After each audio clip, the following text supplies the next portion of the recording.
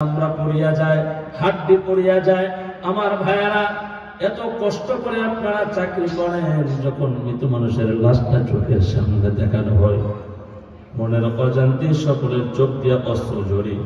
এটা দুনিয়ার আগুন। দুনিয়ার আগুন যদি একটা মানুষকে এইভাবে পোড়াইতে পারে, এইভাবে জ্বালাইতে পারে, আমার আল্লাহ বলেন, নবী গো, আপনি আপনার উম্মতদেরকে জানায়া দেন, কুল নারু জাহান্নামা আশাদ্দু হাররা। আমি আল্লাহ যে জাহান্নামের মধ্যে আগুন বানাইছি, এটা দুনিয়ার আগুনের চেয়ে অনেক উত্তপ্ত কঠিন গরম। যে গরম আপনার উম্মত সহ্য করতে পারবে না। যখন নাউজুবিল্লাহ।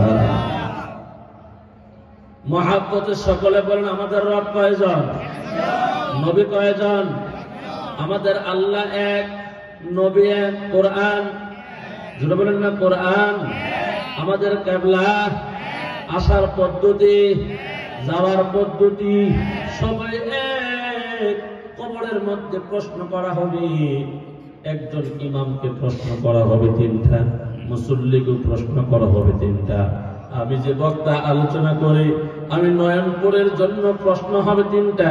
1 নাম্বার প্রশ্ন, রবের পরিচয় দাও। 2 নাম্বার প্রশ্ন, তোমার ধর্মের পরিচয় দাও। 3 নাম্বার বলবে, তোমার নবীর পরিচয় দাও।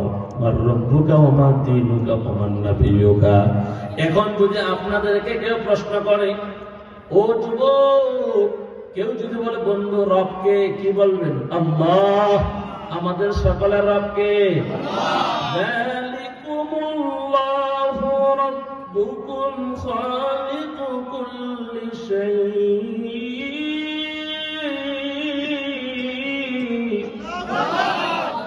লা ইলাহা ইল্লা হুয়া ফাআন্না তুফাকুন।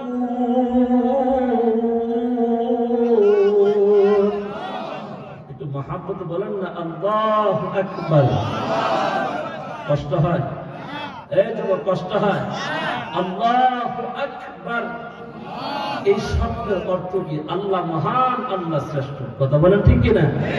এই কাজে বলে কত নৌকার মিছিল দিলাম, কত দানের শীষের মিছিল আমরা দেব, অথচ স্লোগান তো আল্লাহটা দেওয়া দরকার ছিল। কথা বলেন ঠিক কিনা? নৌকা নৌকা চিল্লায় গলা ফাটাইলে কোন সওয়াব? দানের শীষ বললে সওয়াব? এরশাদ ভাইয়ের নাঙ্গল জুড়ে বলেন না, চিল্লাইলে কোন সওয়াব আছে?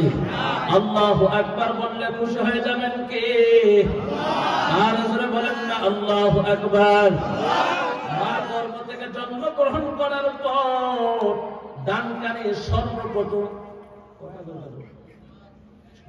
কানে সর্বপ্রথম যে আওয়াজ, যে ধ্বনি আপনার কানে শোনাইছি, আল্লাহু আকবার, আল্লাহু আকবার। ডান কানে আযান, বাম কানে ইকামত। কথা বলেন ঠিক কিনা? তোমার মা আর তোমার বাবা, তুমি জন্মগ্রহণ করার পর মসজিদের ইমামের কাছে গিয়া বলেন, হুজুর, আল্লাহ একটা গর্ভের ধন সন্তান দিয়েছে, কি করব?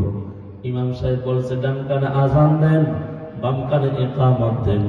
সন্তানকে কোলে নিয়া এলাকার যে ব্যক্তিরা আযান দিতে পারে আযান দিছে, আল্লাহু আকবার, আল্লাহু আকবার। আল্লাহ মহান, আল্লাহ মহান। বাম কানে ইকামত দিয়েছে, আল্লাহু আকবার, আল্লাহু আকবার। আল্লাহ মহান, আমার আল্লাহ পড়ো। ওই আযানটা তোমার ডান কানে শোনাইছে, বাম কানেও শোনাইছে, শুধুমাত্র নামাজটা বাকি।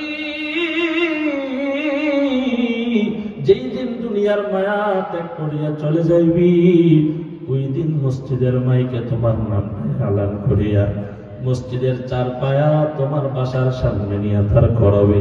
মার্কিন কাপড় আনবি, সবাই দলে দলে তোমার জন্য জানাজা পড়ার জন্য আসবে।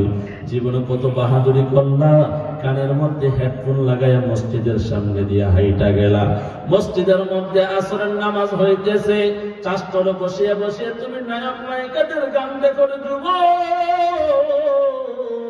আসরের নামাজ তো পড়লা না, মাগরিবের নামাজ তো পড়লা না, এশারের নামাজ তো পড়লা না। এর নবীর উম্মতের দল নামাজ না পড়িয়া যদি বেদ নামাজ হওয়ার পর আল্লাহর আজরাইল তোমার জন্য চলে আসে।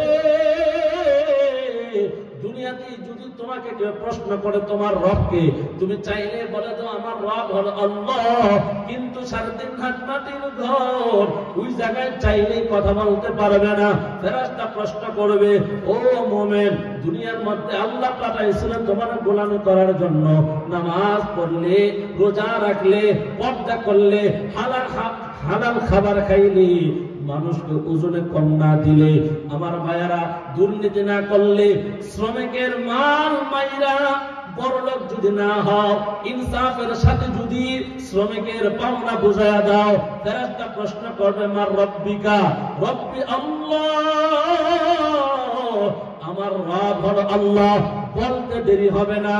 আর যদি যুবক আল্লাহর হুকুম নামাজ না আদায় করো, নবীর সুন্নাত যদি না মানো, এরা নবীর উম্মতের দল, আল্লাহর হুকুম যদি নামাজটা না পড়ো, নবীর সুন্নাতের তরিকা মতো যদি না চলো, আল্লাহর হুকুম নামাজ না পড়লে কবরে উত্তর দেওয়া যাবে না। যদি আপনাদেরকে ছোট একটা দৃষ্টান্ত দেই, হাই স্কুলের মধ্যে যখন ছেলেটা লেখাপড়া করে,